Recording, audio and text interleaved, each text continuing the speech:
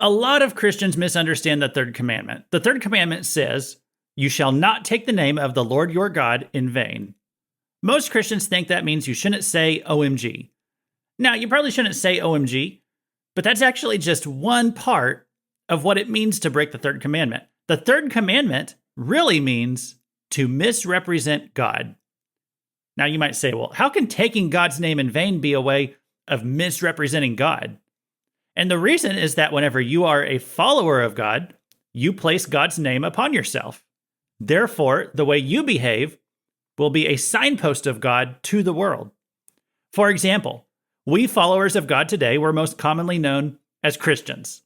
Now think about this. What are the first 6 letters of the word Christian? Christ. Whenever you are known as a Christian, you are seen by unbelievers as a representative of Christ. That means whenever you show love as a Christian, you're showing people that God sees them and God loves them and God wants to know them.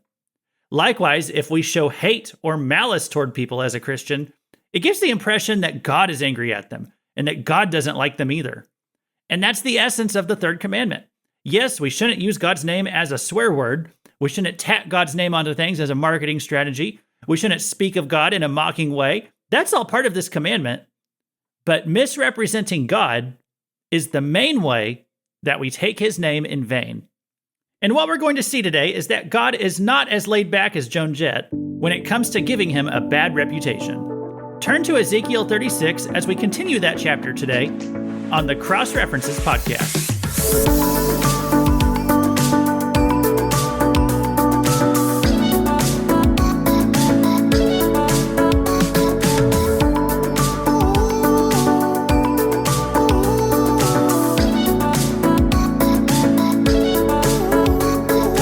Welcome to the Book of Ezekiel, a Cross References Bible study, where we learn how every small piece of the Bible tells one big story and how they all connect to the cross and Christ.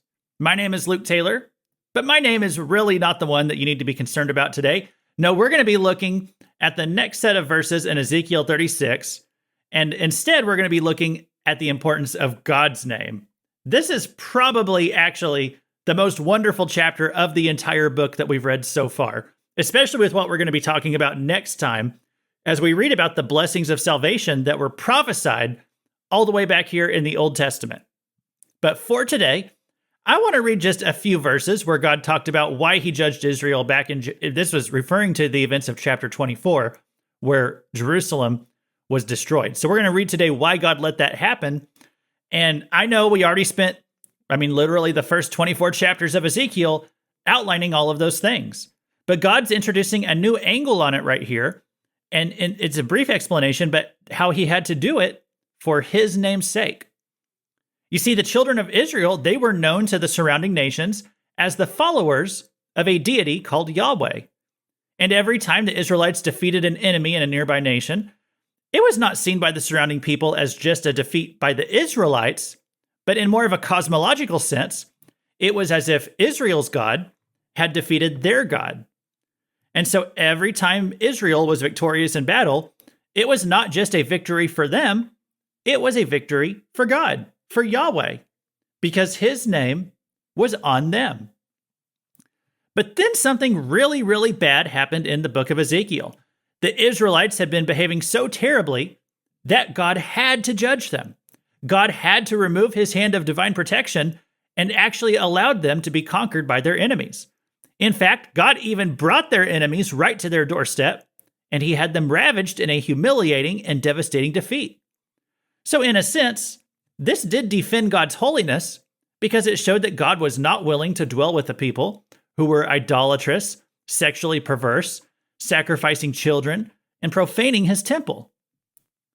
On the other hand, this damaged God's reputation because the people that he had put his name on, they had just been conquered. They had just been utterly wiped out, and their only survivors were now captives in Babylon. That's the people like Ezekiel and who he's talking to in this book. So this has kind of put a stain on God as well. He has a dilemma here. Should he just wash his hands of the Israelites and walk away from them and just kind of take the L? Or should God give them a do-over, give them a reset, and give them a second chance as a new way to show his grace and his mercy. And so God is explaining from his point of view why he had to destroy them for his name's sake, but why he will someday have to restore them again. And once again, for his name's sake. Now, there's a heavy emphasis on the land itself in the verses we're going to read today. If you remember last time, we were talking about how Israel had been kicked out of the land, but it's also talking here about how Israel would be brought back to the land. And so we started into that last time, and we'll pick it up today at Ezekiel 36. We'll start at verse 16 and read through verse 21. The word of the Lord came to me, Son of man, when the house of Israel lived in their own land, they defiled it by their ways and their deeds. Their ways before me were like the uncleanness of a woman in her menstrual impurity. So I poured out my wrath upon them for the blood that they had shed in the land, for the idols with which they had defiled it. I scattered them among the nations, and they were dispersed through the countries. In accordance with their ways and their deeds, I judged them. But when they came to the nations, wherever they came, they profaned my holy name, in that people said of them, These are the people of the land, and yet they had to go out of his land. But I had concern for my holy name, which the house of Israel had profaned among the nations to which they came. So we'll stop there for a minute. God has spoken in the book about how the people had defiled the temple, how they had defiled God's name, and even how they had defiled themselves. But this is the first and actually the only time in the book where God also says that they defiled the land. And so it uses a bit of an analogy here, and I know this might be uncomfortable for some of us, but it's using an analogy here to describe Israel's defilement. It says God views it as a woman in her menstrual impurity. And the reason for this analogy is actually kind of interesting. So the woman's time of the month, that was considered a time of ritual impurity under the Old Testament law. In the Old Testament law, they had two types of impurity. There was the ceremonial impurity, and that was referring to something that just quite literally made you unclean, something like touching a dead body. If you did that, you were supposed to wash afterward because dead bodies are literally unclean. They are germy. And so if you do that, you're supposed to wash afterwards because you're considered unclean. And you read this stuff in the book of Leviticus. It's one of those boring sections that, we usually kind of skip over as we're reading through the Bible. Just skip over it as quick as we can. But it details a lot of these processes back there for dealing with being germy. And this ceremonial uncleanness that some people would experience, really everybody experiences it from time to time. It's just part of everyday life. There are going to be times in anybody's life where you have to do something that's going to require you to become ceremonially impure. Stuff like handling a dead body. To use the example brought up here, a woman's menstrual impurity. It's just a regular thing that happens naturally each month. So it's not a mark against anybody's character. It's not something to be ashamed of. It's just a part of life. And then the other kind of impurity that is talked about in the Old Testament law is the moral impurity. So this is the kind of impurity that comes from actions that are sinful that somebody willingly engages in. That would be things like idolatry or sexual immorality or bloodshed. And so at this stage in Israel's history, they've been absolutely guilty of the moral impurity. Absolutely. But it's said here that the land has been defiled, and God uses the analogy here of the woman who's in her menstrual impurity to describe this. The reason here, because this sounds more like a moral thing, not a ceremonial thing. So why is he using this as the analogy? Well, the reason is that the land has been made impure, but the land hasn't done anything wrong. The land is not morally culpable for its impurity, just like a woman would not be morally culpable for her impurity during the monthly cycle. So the land is innocent, but it has been made impure due to circumstances beyond its control. And so that's why God is saying right here, Israel had to be driven out of Israel. Okay, the Israelites had to be separated from their land. The land needed cleansed. And so scholars often refer to this, I don't know if you call it a dilemma or a three-way relationship, but they call it the deity-nation-land relationship. Okay, deity-nation-land. And this is very frequent throughout the Old Testament. This triangle of tension, you might call it. You have the people, you have their God, and you have their land. And God has covenantal statements in regard to all of these elements. And, we could get into a whole deep dive into like the deity, nation, land theology. I think you're pretty familiar with it by this point in Ezekiel. And so that's the element that's coming up right here. Now that Israel has been divorced from its land, in keeping with God's holy character and holding people accountable for their actions, now this has brought up an awkward moment for everybody in the world who's paying attention to geopolitics. Now God's reputation has been threatened because Yahweh was the God of this people, and he was the God of this land. The Israelites themselves might understand why they're being punished, but to the outside world, it has made God appear less powerful. And so that's what verses 20 and 21 get into. Let me read those verses again. But when they came to the nations, wherever they came, they profaned my holy name, in that people said of them, "These are the people of the Lord," and yet they had to go out of his land. But I had concern for my holy name, which the house of Israel had profaned among the nations to which they came. So as it's saying, it hurt God's reputation for his people to suffer this defeat. It made God look lesser than Marduk, who is the god of the Babylonians. And so it's to the outside world, it's as if Marduk has defeated Yahweh. And so that's why this is actually kind of a threat to God's name, his reputation. So let's read the final two verses for today. Verse 22. Therefore say to the house of Israel, thus says the Lord God, it is not for your sake, O house of Israel, that I am about to act, but for the sake of my holy name, which you have profaned among the nations to which you came. And I will vindicate the holiness of my great name, this is verse 23, which has been profaned among the nations, and which you have profaned among them. And the nations will know that I am the Lord, declares the Lord God, when through you I vindicate my holiness before their eyes. So God says a couple things right here.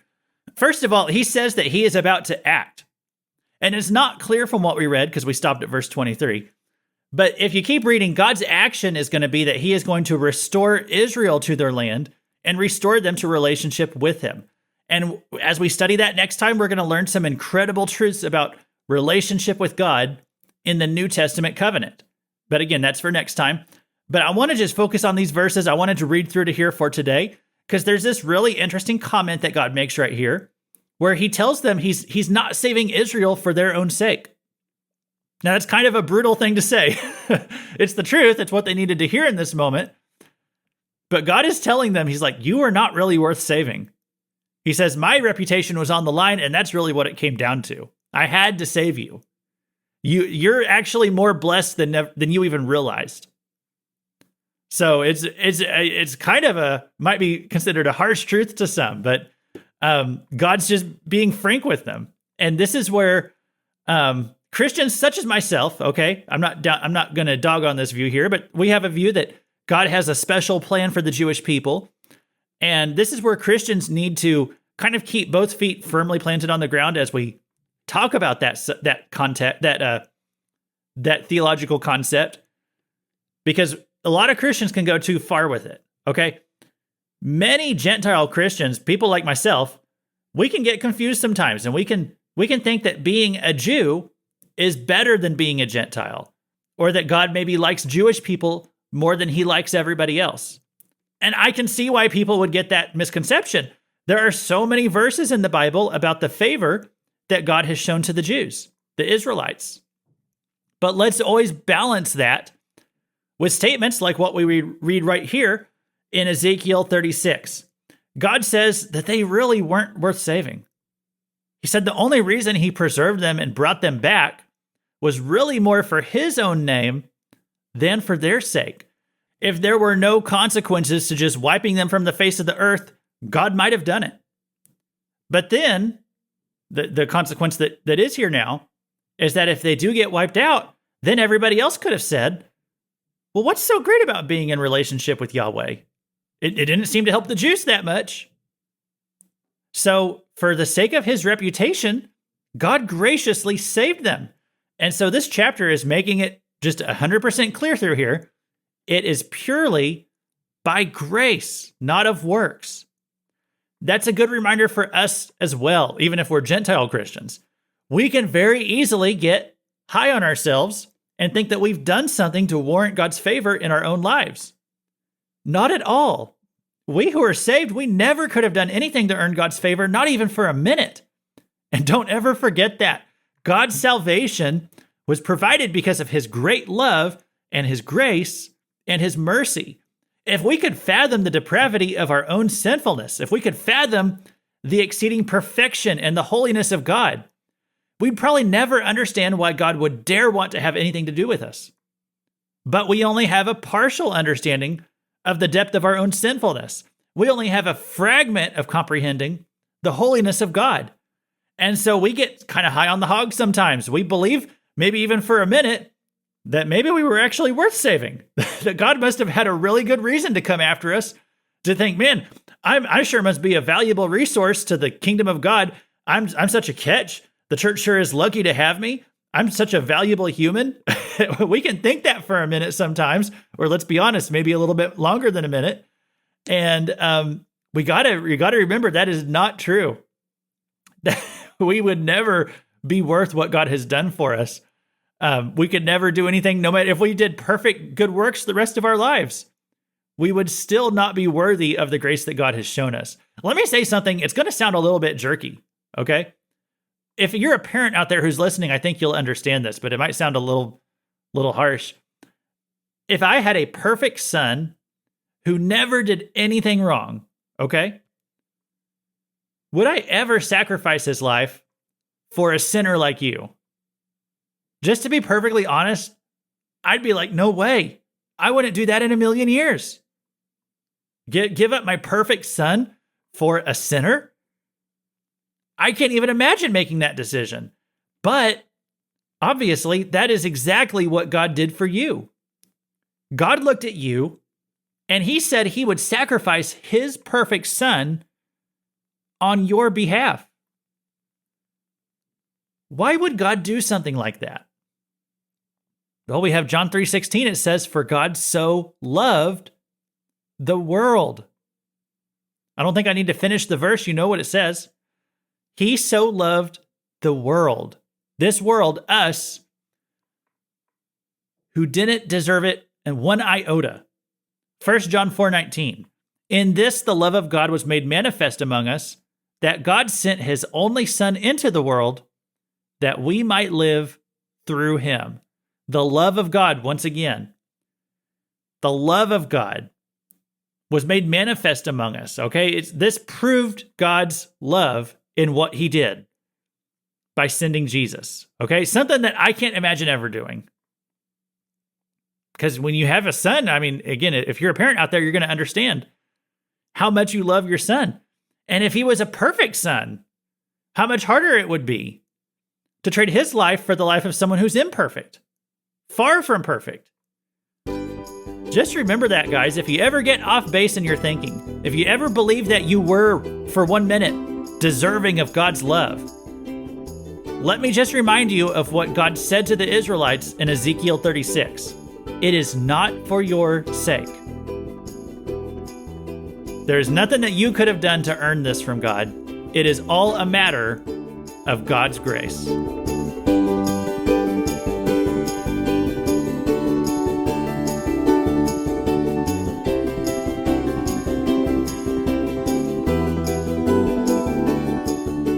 Next time on this podcast, we're going to keep charging forward in Ezekiel with chapter 36. We're going to finish up the chapter with that lesson. I think.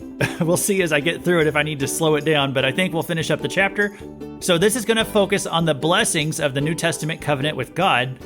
And it's prophesied back here in Ezekiel, but we can discuss how it all came into fulfillment. And so therefore, what benefits we get to enjoy from salvation through Jesus. So make sure you're subscribed so you can get that episode. So as we close down today, I want to revisit the idea of protecting God's name. Sometimes we think, what could little old me do to hurt a big, powerful God? Well, we actually can do some damage whenever it comes to God's name, by which I mean his reputation. And so how can we do harm to God's reputation? Well, remember what I said at the beginning. Whenever we misrepresent God, we bring shame to his name. We damage his reputation in the eyes of the world. Just like ancient Israel was known as the people of Yahweh, we Christians today bear the name of Christ. That's what it means to be a Christian. The word Christian actually came from the Romans. They came up with that. It literally means little Christs. And that's what we're trying to be whenever we are the hands and feet of Jesus in the world. And so that's what the early church was doing. That's how they got the name Christian. Okay, side note here. The word Christian, I think it only appears in the Bible 3 times. Just kind of interesting because that's the very common word that we use to denote followers of Christ. That was not the most common word back in the Bible. I guess that could be a whole other lesson. I did do an episode kind of about that one time. If you want to scroll, it's been over a year, but if you scroll way back in the episodes, I did one called I Am a Saint. And that's where I talked about what's actually the most common word back in the days of the church, back in like Paul's letters. That was the most common word that he used to describe what a Christian is. He didn't use the word Christian. He used the word saint most of the time. And we don't use that term so much because it sounds a little outdated, or it sounds a little, holier than thou if you call somebody a saint. But it actually just means someone who's been saved, a Christian, someone who's sanctified. So you can go look that up if you want more info on that. But anyway, we do use the term Christian nowadays to be a little Christ. Okay, that is the phrase that we use. So remember those first 6 letters, Christ. We represent Christ. So it's okay to call ourselves a Christian. Let us wear that title with honor. If we're going to use the title of Christian, we need to demonstrate the love and the character of Jesus in those that we interact with. Your reputation reflects God's reputation, and we want God to have a good reputation. To make this really practical, there's this really interesting line in Proverbs 30. Now, I believe this chapter was written by Solomon himself. It has a different name at the top, but I think it was actually Solomon. But regardless, I guess that's beside the point. This is what the writer of this chapter says right here. Okay, in Proverbs 30, looking at verses 7 through 9, here's what the writer says. 2 things I ask of you. Deny them not to me before I die. Remove far from me falsehood and lying. Give me neither poverty nor riches. Feed me with the food that is needful for me, lest I be full and deny you, and say, who is the Lord? Or lest I be poor and steal, and profane the name of my God. So 2 things that Solomon's writing here. He says, don't make me rich, and don't make me poor. Now, the second one I can understand, okay? I can sympathize with praying not to be poor. But to say, God, I pray not to be rich? I don't know. Has anybody listening ever prayed a prayer like that? I don't know if I have, okay? I prayed for money to come in before. I say, God, I have this need, or I have that need. I'm praying for the funds to pay for that, okay? I've prayed lots of times to have enough money for my needs. I don't think I've ever prayed to be rich, okay? But I know that I've never prayed not to be rich. I've never heard of anybody praying that God wouldn't give them too much money. And yet that's what the writer here in Proverbs 30 says. He says, I don't want to be rich. Now, why would he say that? Well, he says, lest I be full and deny you and say, who is the Lord? And the reason for that is because people who have all of their needs met, they start to tend to think that they really don't need God anymore. Okay, so I actually have tried this because of what it says in the verse here. I've prayed, God, please don't let me have too much money. Okay, now I don't know if I meant it all that much, but I tell you what, I tried because I tried to pray in line with the Bible. But the writer of Proverbs says, God, please don't let me have too much money, and please don't let me have not enough. Now, why does he want to not have enough? Well, it seems obvious, but he gives his reason right here. Okay, it's not because he's greedy. It's because he's afraid that if he becomes poor, he might steal. And if he steals something, it would therefore profane God's name. Now you say, how would it profane God's name to steal? Well, because like I said, if you're a Christian and if you do something wrong, you're not just making yourself look bad, you're actually making God look bad. And so we often think of taking God's name in vain as something that we just do with our words. But it's also something that we do if we sin publicly. Okay, and that is what it means to the fullest degree to take God's name in vain. Yes, it includes not using God's name as a cuss word. Don't say OMG, all that kind of stuff. But that's actually small potatoes compared to the purpose of this rule. Okay, saying don't use God's name as a cuss word, that's like the level 1 basic understanding of that commandment. And most Christians never go beyond level 1, okay? Level 2, would that be more in like the realm of false prophesying? And if you said, God said blah, blah, blah, whenever God didn't really say it, okay, then that would be taking God's name in vain. But it even goes beyond that. Level 3 understanding of this commandment right here, it means you should always wear God's name with honor and dignity in the way that you conduct yourself. It means to care about your reputation, at least to the extent that you know that your reputation reflects God's reputation. You see, taking God's name is more about representation than vocabulary. You've probably been out in public before with somebody who embarrassed you. Okay, it might have been one of your parents. Maybe you're out on a date with somebody and they do something awkward and you're like, I can't wait to get home and get away from this person. Or maybe you supported a politician and then they did something corrupt or they did something embarrassing and you are embarrassed now because you're associated with them and what, looks bad because it's like you supported what they did. Or maybe you're going to a church and that church has a scandal. Maybe the pastor does something really bad and now you feel that, we might call it secondhand embarrassment, because you were associated with them. And so you feel like whenever it damaged their reputation, it also hurt your reputation. We understand this concept. I'll tell you a little story here as we close down. I was eating out with somebody one time at a restaurant. It was called Shoney's. Okay, I don't know if they still have Shoney's anymore. There used to be a lot of them in America. I don't know if I ever see them anymore. They don't have the one in my town anymore. But anyway, I was with somebody and they made a big scene because the Shoney's did not have coleslaw. Okay, so first I'm sitting out to dinner with this guy and I have to listen through his angry speech because he's mad that they're all out of coleslaw at the restaurant. They hadn't discontinued it, they had just run out. And he was like, well, I used to live in the city that had the Shoney's headquarters and they just always had the best coleslaw. And the founder of Shoney's would be rolling in his grave if he knew that they just didn't keep stocked up at coleslaw at all of their store locations. And I'm tired of hearing about it already from this guy. And then the waitress comes by and asks how things are going. And he starts telling her about how he's upset that they're all out of coleslaw, making a big deal about the coleslaw. And then the manager comes by. Oh man, he's going to regret that. Then he had to hear all about it. And I had to hear all about it for the third time about how this guy was mad because they were out of the coleslaw. And then we go up to pay for our meal at the desk, as we're leaving. And they say, I hope everything was great with your meal. And guess what? I had to hear about it for the fourth time. The story of what a travesty it was that they had run out of coleslaw on this night at the Shoney's. This was one of the most awkward dinners of my entire life. And, I couldn't wait to get out of there and get on home. Because guess what? Someone else's behavior can cause embarrassment for everybody who's around you. Now, I just want you to imagine for a minute, imagine how God feels when a Christian sins publicly. And think about this. Do you want God to feel embarrassed to be associated with you?